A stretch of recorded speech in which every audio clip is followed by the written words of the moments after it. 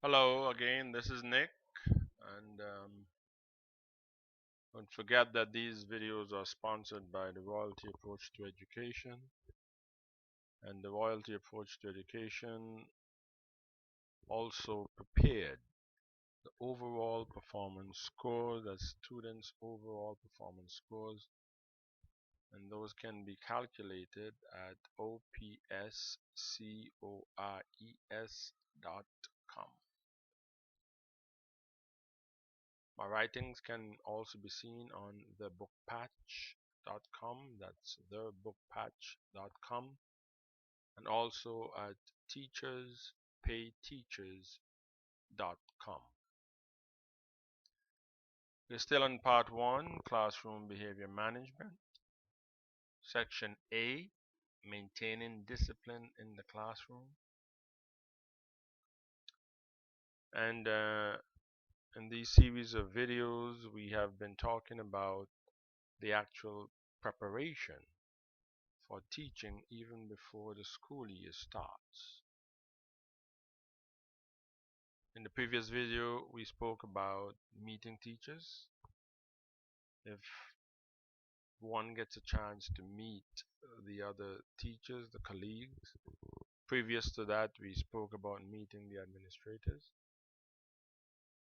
And in this video, we were talking about things that you might want to find out about the school, if you can, before you start teaching at the school. It might be a situation in which you have already been accepted to teach at the school. You're going to be employed at the school, but you want to get some more information, not necessarily to decide whether or not you're going to be teaching at the school, because at this stage that decision has already been made. You are going to teach at the school, but you're now trying to figure out what are some of the steps that you might need to take to ensure that you do not have significant behavioral problems in the classroom. In other words, you're trying to limit or reduce the amount of behavioral problems that you might encounter.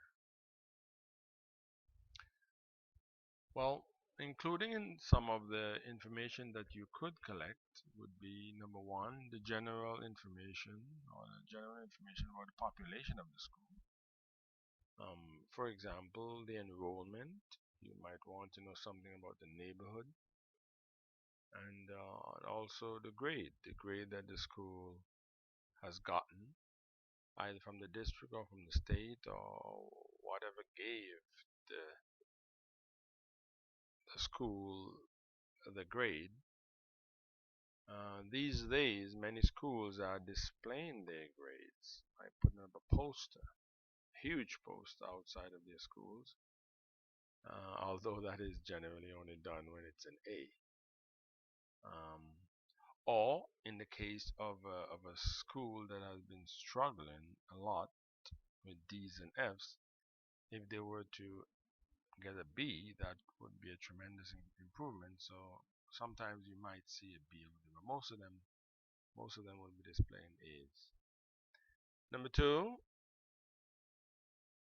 if you can find and ask any student about the school, these could include students who are presently going to the school or students who have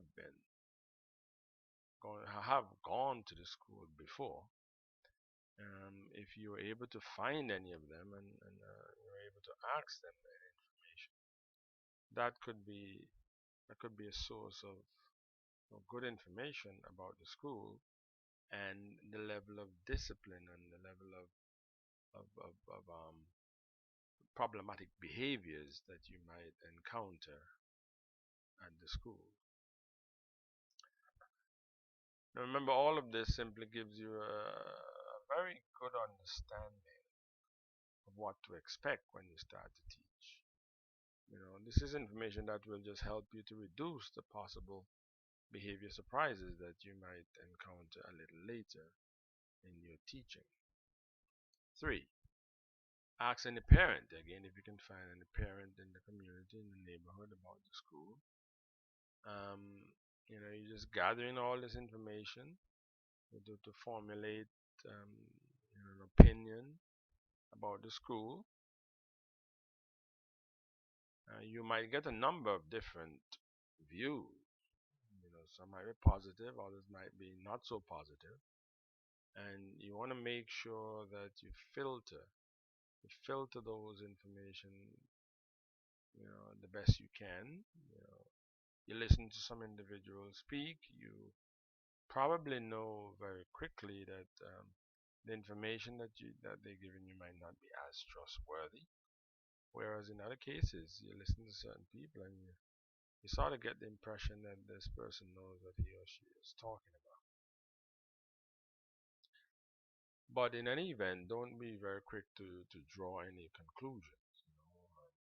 Get the information, get as much information as you can, but be a little reluctant to come to any definitive conclusions, because nothing is real until you're actually in the classroom, until you're seeing for yourself what the situation actually is. Number 4, if by chance you can find a former teacher for the school, that would be great. If you find somebody who taught at the school before, um, that could really be a tremendous asset. Number 5, a school's community involvement could be a good indication of students' behavior.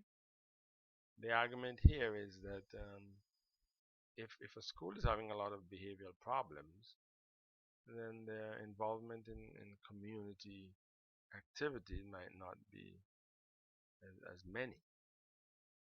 So if you see a school that is constantly going out in the community and making their presence known or felt in the community, yeah, it's a good gamble that that school might not have as much uh, problematic problematic situations when as as they relate to discipline. On the other hand, if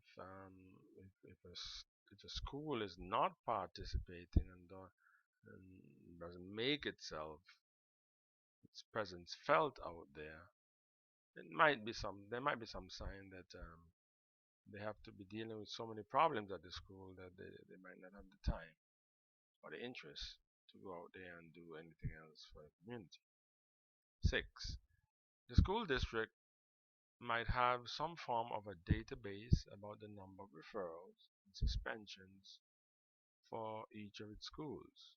So if you can get a hold of something like that, and in some places, information like that can be made public. So there's a new teacher or teacher transferring from one place to the next, you might be able to get a hold of some of that information. And number 7, of course, you have the internet. There's so much more information you can get on the internet, and many times this information, is posted by individuals who have done some research, not only in your school or about your school, but about many of the schools in the area. So what they're giving is more or less of a summary idea of the nature of the school. Remember, as trivial as this information might seem, you can use it in planning your strategies that could help to reduce behavioral problems in your classroom. In the next video, it will be quite short because we're just going to talk about the physical preparation of your classroom even before school starts. Um, that is, how should your classroom look, or how could your classroom look to help reduce behavioral problems?